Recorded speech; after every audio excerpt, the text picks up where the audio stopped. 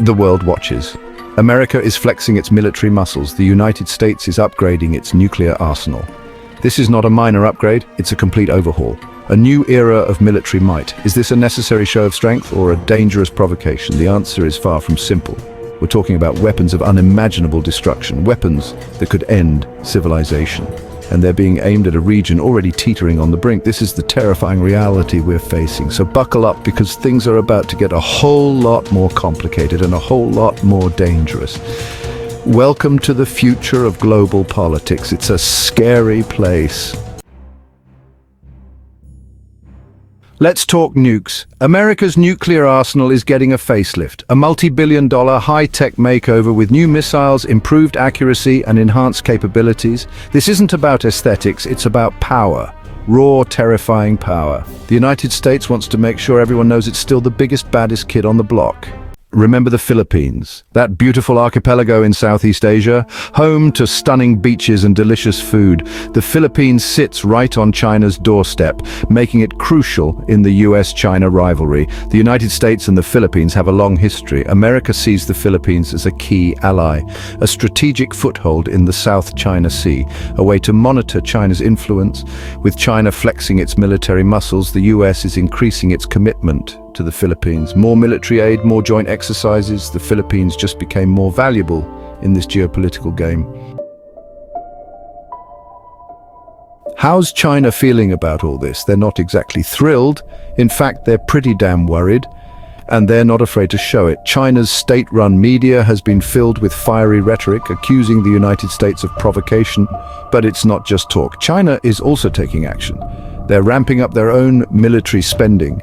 They're building artificial islands in the South China Sea and turning them into military bases. They're sending warships and planes into contested waters.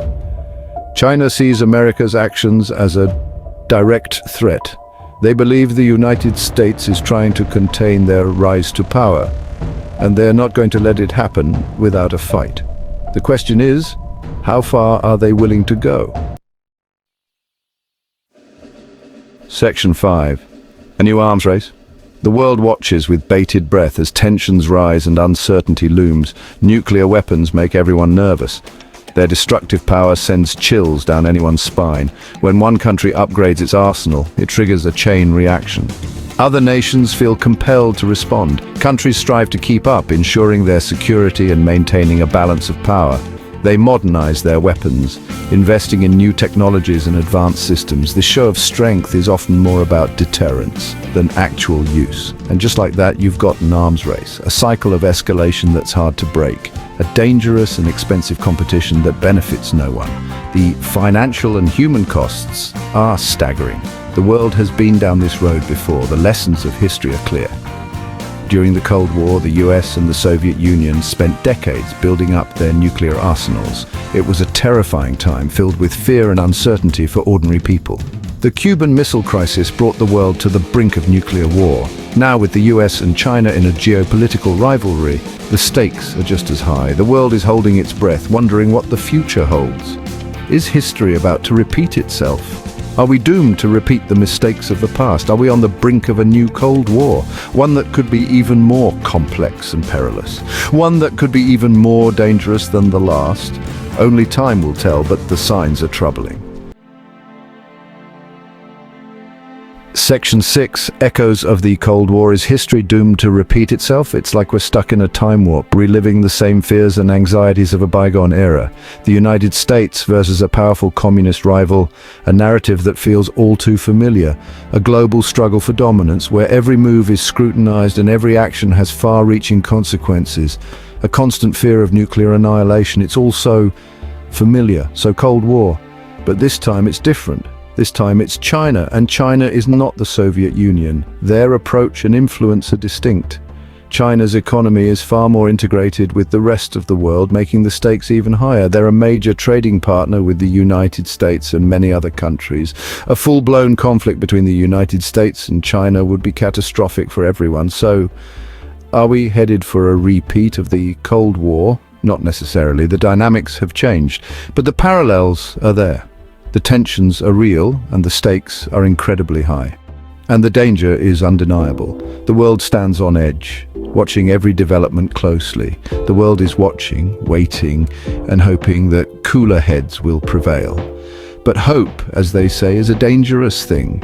It can inspire, but it can also lead to complacency.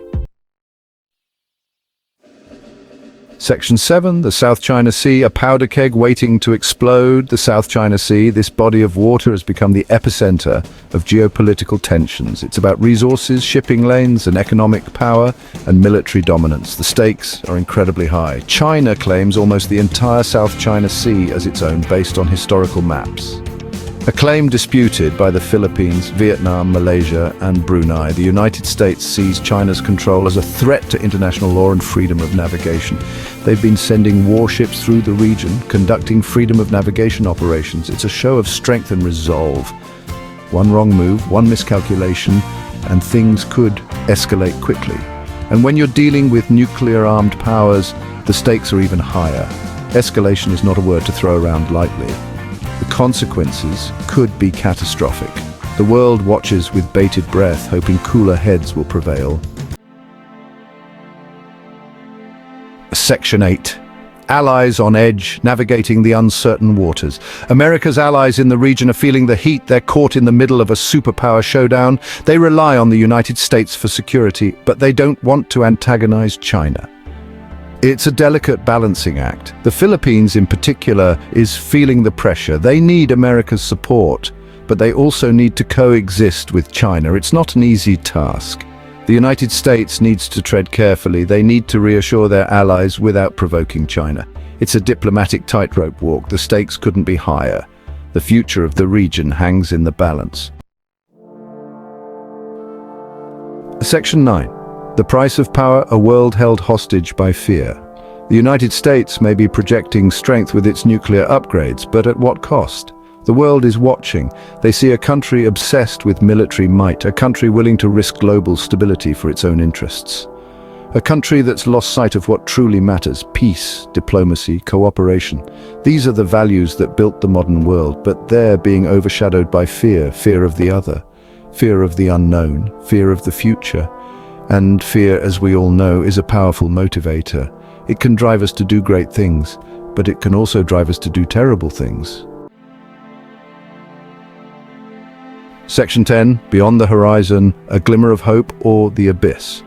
So what's next? Where do we go from here? The future is uncertain. We can't afford to stay on this path of confrontation and fear. We need to find another way. A way to coexist peacefully, a way to resolve our differences through dialogue, not weapons, a way to build a better future for all.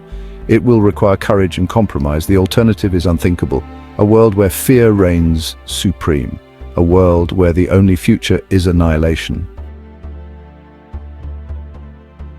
Peace or annihilation, the choice is ours. Peace or annihilation, diplomacy or destruction. The world is watching, waiting, hoping we'll make the right decision, the decision that will determine humanity's fate. Let's choose peace. A future where our children can live without fear, where nuclear war is a distant memory. It's a future worth fighting for. Let's make it happen.